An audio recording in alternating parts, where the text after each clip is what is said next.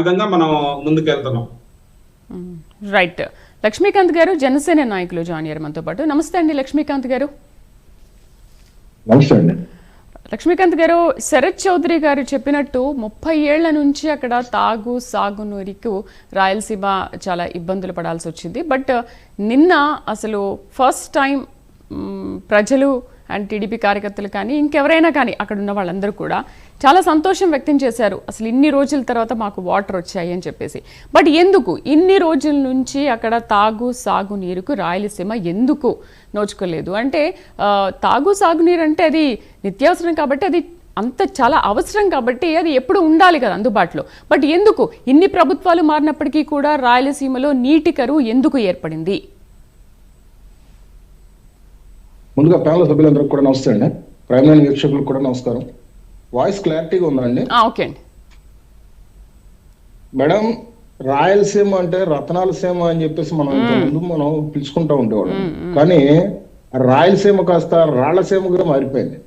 ఎందుకంటే ఇదే సీమ ప్రాంతం నుంచి ఎంతో మంది నాయకులుగా ఎదిగారు, పార్టీలు పెట్టారు.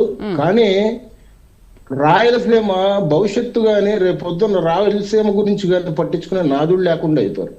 ఎందుకంటే వస్తున్నారు, ఏదో వాళ్ళ ప్రభుత్వంలో మేము ఏదో మేలు చేస్తున్నాం అంటున్నారు. కానీ ఇక్కడ రాయలసీమ రేపు పొద్దున జీవనాధారం అంటే ఇప్పుడు ఒక రాళ్లసీమగా పిలుచుకునే రాయలసీమని దానికి జీవనాధారం ఏర్పాటు చేయాలన్న ఆలోచన చంద్రబాబు నాయుడు గారికి 11 సంవత్సరాల క్రితం నుంచే ఉంది. దీనిలో కూడా కొన్ని రాజకీయాలు ఏ విధంగా అయిపోయిందంటే, అసలు ఈ ఆంధ్రనివా అని చెప్పేసి ప్రాజెక్ట్ ని ఫస్ట్ అసలు ముందుగా అనుకుంది సర్దార్ కాటన్ గారు. దాని తర్వాతే ఎన్టీ రామారావు గారు రావడం, ఎన్టీ రామారావు గారు దాన్ని డిజైన్ చేయించడం, దాని తర్వాత రామారావు గారి తర్వాత మళ్ళీ వైఎస్ రాజశేఖర రెడ్డి గారు, మళ్ళీ తర్వాత చంద్రబాబు నాయుడు గారు పట్టించుకోవడం, ఇవన్నీ పట్టించుకున్న తర్వాత దాన్ని మరుగున పడేసే స్థితికి వెళ్ళిపోయిన తర్వాత దాన్ని పూర్తి స్థాయిలో దాన్ని ఎట్లా పూర్తి చేయాలన్న ఆలోచన అయితే రాల. దానికి ఫస్ట్ అనుకున్నది చంద్రబాబు నాయుడు గారు. దానికోసమే ఏం జరిగిందంటే, ఈ మధ్యకాలంలో మళ్ళీ చంద్రబాబు నాయుడు గారు ఇవన్నీ చేసిన తర్వాత కూడా రాజకీయ లబ్ధి కోసం కొంతమంది రాజకీయ నాయకులు దీని మీద విషం చెమ్మడం కూడా చేశారు. ఆ విషం చెమ్మడం కూడా ఏ విధంగా చేశారంటే, వీళ్ళు ఏదో ప్రాజెక్టు ప్రకారంగా పెడుతున్నారు, వీళ్ళ సొంత ప్రాజెక్టు కేవలం కుప్పం వరకే వీళ్ళు పరిమితం చేసుకుంటారు, ఈ మధ్యలో ఉన్న ఊర్లు వదిలేస్తారు, ఈ ఊర్లు పట్టించుకునే స్థితి అయితే లేదు అన్నట్టుగా వీళ్ళు డబ్బులు తినడానికే ఈ ప్రాజెక్ట్ స్టార్ట్ చేశారు అన్నట్టుగా విషయం చెప్పారు. అందుకనే ప్రజలంతా కూడా గమనిస్తానే ఉన్నారు. కానీ ఈ 11 సంవత్సరాల్లో నిన్న జరిగింది ఏ విధంగా జరిగిందంటే, పూర్తిగా ఈ 530 కిలోమీటర్లు ఈ పెద్దది ఆంధ్రనివా కాలువ అనేది ఈ స్థాపించిన తర్వాత మొదటి విడతగా రెండో విడతగా ఈ నీళ్లు వదిలిన తర్వాత ప్రజలకు ఇంటర్నెట్ అర్థమైపోయింది. ఎందుకంటే గత ప్రభుత్వం ఏం చేసిందంటే అండి, రామకుప్పం అనే చోట రాజంపేట అనే ఊర్లో, రాజాపేట అనే ఊర్లో మేము ఆంధ్రనివా కాలువకి నీళ్లు వదులుతున్నాం అని చెప్పేసి ఒక 4 వాటర్ ట్యాంకర్లు తీసుకొచ్చి ఆ 4 వాటర్ ట్యాంకర్లు వాటర్ వదిలి ఆ గేట్ ఓపెనింగ్ చేసినట్టుగా జాతికి అంకితం చేస్తున్నాం అన్నట్టుగా చెప్పారు. జాతికి ఎన్నిసార్లు అంకితం చేస్తారు మేడం?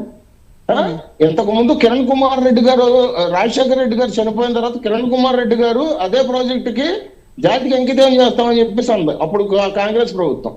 ఇవాళ రోజున గత ప్రభుత్వం మళ్ళీ వచ్చి జాతికి అంకితం చేస్తున్నాం అని చెప్పేసి ఒక గేట్ అక్కడ ఏర్పాటు చేసి ఉన్నా మళ్ళీ అది ఓపెనింగ్ అయిపోయిన తర్వాత గేట్లు తీస్తారు, నీళ్లు లేకుండా అయిపోయింది.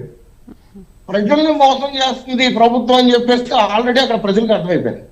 ఇక్కడ విజనరీలో ఉన్న ఒక చంద్రబాబు నాయుడు గారు లాంటి వ్యక్తి తీసుకున్న ఈ చర్య అయితే ఇది ఏదైతే ఉందో ఇది కేవలం రేపు పొద్దున్న రాయలసీమ ప్రజలకి జీవనాధారంగా ఉంటది. కానీ ఇది ఎటువంటి రాజకీయ లబ్ధి కోసం చేసింది కాదని చెప్పేసి ప్రజలకు అర్థమైంది. అంటే ఈ మాట నేను ఎందుకు అంటున్నానంటే అండి, ప్రతి ఇంట్లో నా ఫోటో ఉండాలని, ప్రతి మనిషి గుండెల్లో నేను ఉండాలని ప్రతి రాజకీయ నాయకుడు కోరుకుంటాడు.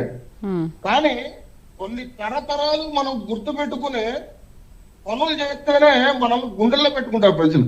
ఆ పని వాళ్ళ రోజు చంద్రబాబు నాయుడు గారు చేశారు కాబట్టి సీమ ప్రజలు కానీ వాళ్ళ కుప్పంలో ప్రజలు కానీ ఆయనకి జలహారతలు పట్టడం కానీ అండ్ ఒళ్ళు దండాలు పెట్టడం కానీ అట్లాగే ఒక పండగ వాతావరణం అయితే మనం నిన్న చూసాం.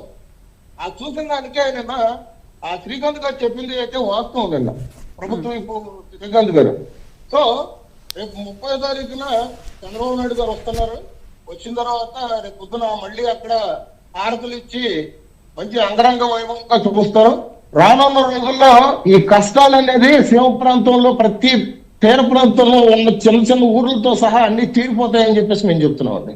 కూటమి ప్రభుత్వం కేవలం ప్రజల కోసం, మంచి ప్రభుత్వం ప్రజల కోసం పనిచేస్తుందని ఇది ఒక ఉదాహరణ అని చెప్పేసి మేము చెప్తున్నాం.